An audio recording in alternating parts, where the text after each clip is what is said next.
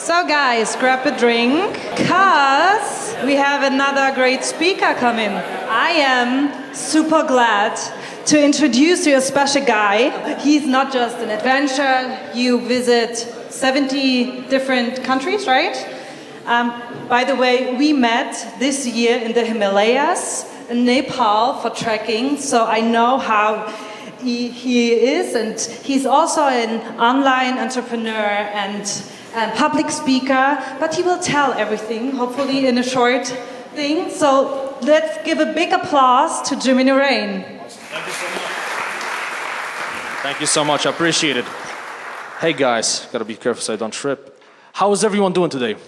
I'm very happy to be here today because I attended 12 Minute Me last October. I was actually presenting here. I really like the venue, I like the crowd a lot, and I like the concept. You know, 12 Minute Me is a great concept. So it's very cool to be back here. And I actually found out about this particular meetup just a few days ago. And it seems like I always try to find a reason, an excuse to be back in Berlin. But the funny thing is that when I came to Berlin 1.5 years ago, I didn't really expect anything amazing. I simply thought to myself, okay, it must be just another German city, nothing exciting, a little bit boring. Then I got here, actually I met with Alex T. Steffen standing over there smiling, and together with him and a bunch of other people, I dived deep into Berlin and I explored the intricacies of the city, and I realized that it's one of the coolest places in the world. It could be a country in its own, right? So it's funny how traveling can teach you to test your assumptions. We have certain assumptions about the world, but then the travel happens and you realize that what you thought was real actually wasn't real. And I feel very blessed that I had this opportunity to travel for many years all over the world while running my business. And today I'm going to share with you some of the lessons that I've learned. And for the record, I had many fuck-ups on the way, but we learned from those situations. Now, before we get started, before we delve deep into all the lessons I would like to share with you, a few things about myself. Now, instead of telling you just the regular introduction and focusing on business and accomplishments, I want to give it a little bit different spin. I would like to embrace vulnerability and share with you some of the dark side of my past. So at the moment, I'm traveling the world. I've been doing it for 5 years now, and I've been running different businesses. The main thing I'm doing is teaching people on Udemy. I build video courses for more than 100,000 people at the moment. I do public speaking, I do consulting, we run business masterminds with Alex, investing and things like that. Now, what most people don't know about me is that back in the day, I used to be extremely shy. I used to have social anxiety when I was a teenager. So I literally had situations where I wanted to meet someone, and as I was walking towards that person, I would just spin 180 degrees, sweating profusely, and I couldn't say anything. I was so stressed out. Can anybody relate to this, by the way? Anybody had any confidence issues back in the day? Awesome. I mean, most of you, right? It's a journey. It's a part of the journey. So I was growing up in the post-communist Poland, and I had a ton of limiting beliefs. I had lots of insecurities, and even though deep inside I had dreams, right? I wanted to explore the world. I was looking at the map, pointing with my tiny fingers, trying to figure out which places I'm going to visit. Deep inside, I didn't believe that it was possible. And on top of that, my teachers, and this is the craziest thing ever, my teachers, some of them would actually tell me, come on, stop dreaming, kid. Just finish school, go to a regular university, get a job, and maybe even one day, even you will be able to go on holiday once a year. I heard shit like that, So when you grow up like this in Poland, obviously you don't aim very high. But then fortunately, I discovered personal development, and I realized that my past doesn't have to equal my future. So I started working on myself, I started learning continuously, I started pushing my comfort zone, and then fast forward, I bootstrapped myself to a British university, I started traveling, I did a bunch of corporate jobs, a bunch of ups and downs, and then eventually I dived deep into entrepreneurship. So today I'm going to share with you some of the most important lessons that I learned on that journey. So without going too much into the details, let's get started. I have 7 minutes. So the first lesson is really important. It was the fundamental thing that helped me to take everything to the next level, and it's very simple. You can bend reality to your will. you can't bend reality to your will. So what does it mean? Well, it simply means that most people sleepwalk through life, right? Most people don't really know where they want to be, and as a result, how can they possibly get to where they want to be? If you have this mindset, then you are like on a yacht without any sail. The wind can be strong, but it doesn't matter. You don't even know where you're heading. It's the same as having a bunch of different opportunities around you, but you can't see them because you don't even know where you want to be in the future. So one story right back from the past, when I was at the university, everybody went crazy about working for investment banks and consultancies. And working for the company called Goldman Sachs was the pinnacle for everyone. Everybody was saying, you gotta work for Goldman Sachs if you want to accomplish something. So obviously, you know, peer pressure, my insecurities back from Poland, feeling not good enough, what did I do? Of course, I went to Goldman Sachs, right? Started working there. That's what you do, you just follow the crowd.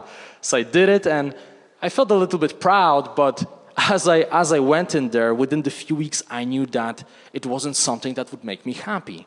I needed sense of contribution. I needed adventure in my life. I needed to feel freedom. I needed to feel like I'm just following my purpose. And I had those moments when I would just close myself in the toilet for 20 minutes pretending that I had some stomach issues, and I would just sit like this, and I'd breathe, and I would just like imagine that I'm in a different place, that I'm on some beach or with my girlfriend, right? And then I'd just go back to the office, splashing cold water on my face and pretending everything was fine.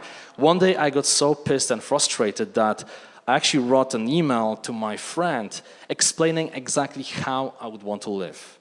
But the trick is that I defined that perfect vision without any limitation. I was just playing around, I was fantasizing, and that perfect future day entailed traveling, exploring, having different adventures, being surrounded by amazing people, and contributing to the world in a certain way. So I wrote that, and the funny thing is that, the crazy thing is that, a few years later, that vision became my reality.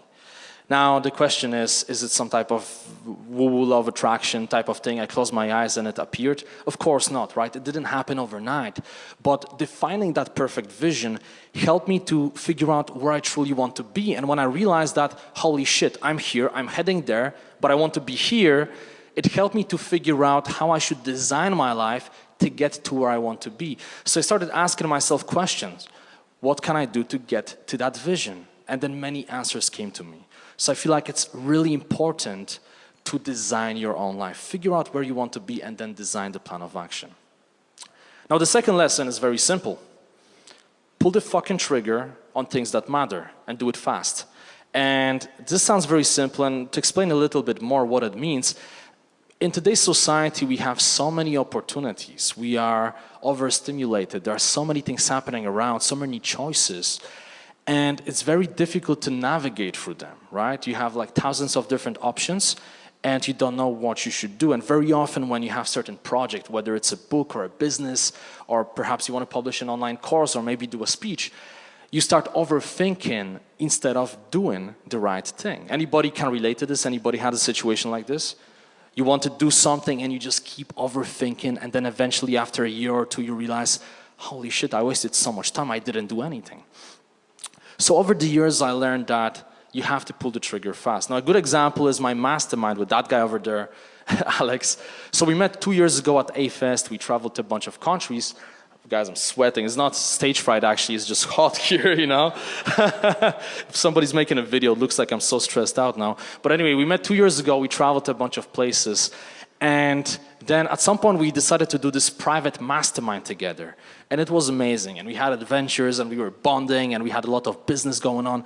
And then we figured, why is not everyone doing this? Like, we couldn't find an event that would blend adventure, healthy living, a business mastermind, and bonding together. And we figured, let's just pull the trigger. Let's do it, right? And we fucking did it. And we did it straight away. It took us a day. We filmed the first video. We got a bunch of people on board, including this guy here, Patrick.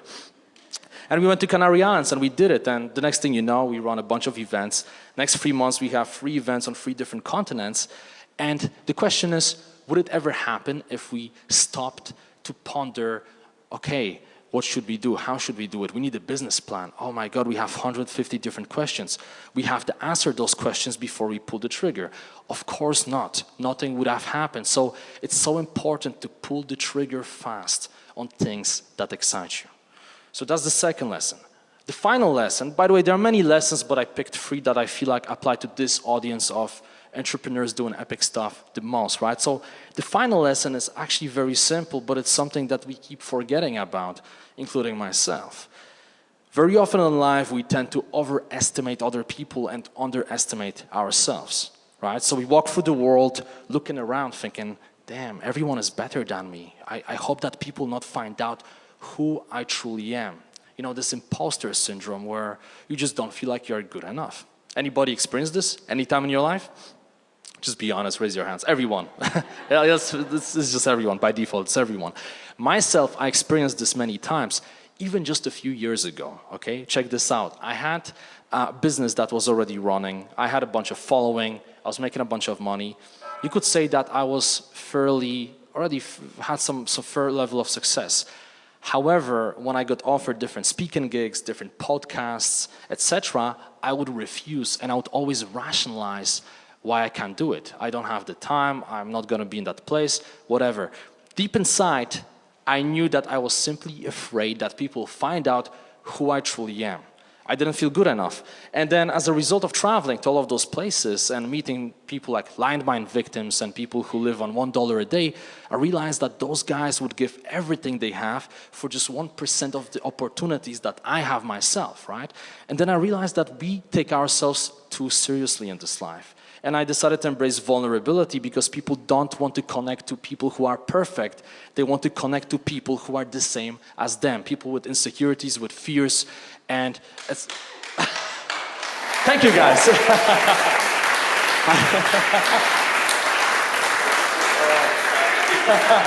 all right. I got too much into it, you know. I should have looked that direction. I thought I got it.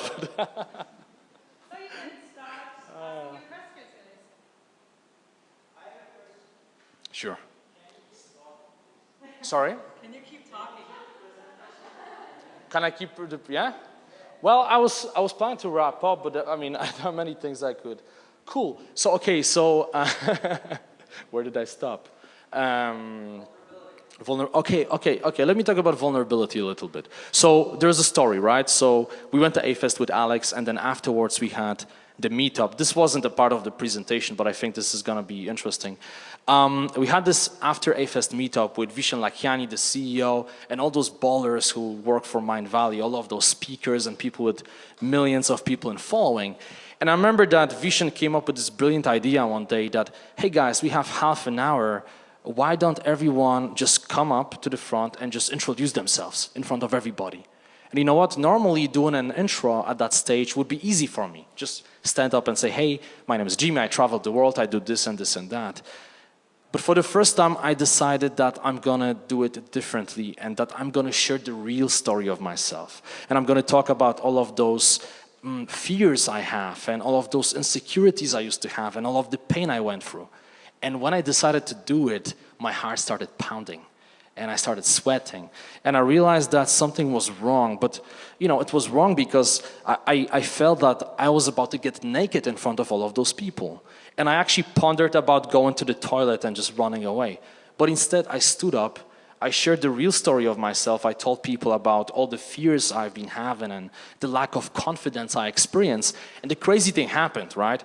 Afterwards, some people came up to me and they actually told me that this short speech helped them a lot. There's one girl who came up to me and she said that she was afraid to stand up in front of everyone, but after hearing me speak, she got inspired because she realized that, damn, we are just humans. We are the same. We were all born naked. We are pretty much the same. One person may have a suit, another person may have cool shoes. We all have certain masks on us, but deep inside we are all the same, right? So that was a big lesson that people won't be able to connect with you if you are trying to act perfect. So for example, when people are afraid to speak on a stage, I often tell them, look, if you're trying to be perfect on a stage, nobody will be able to connect with you because they will see perfection, they will see something fake. But if you're authentic, if you embrace your own fuck-ups, right? If you stutter, just fucking stutter like you're a winner, like this is what you do. You stutter and you own it. That's when people love you because they see that you are just like them. Thank you, I appreciate it.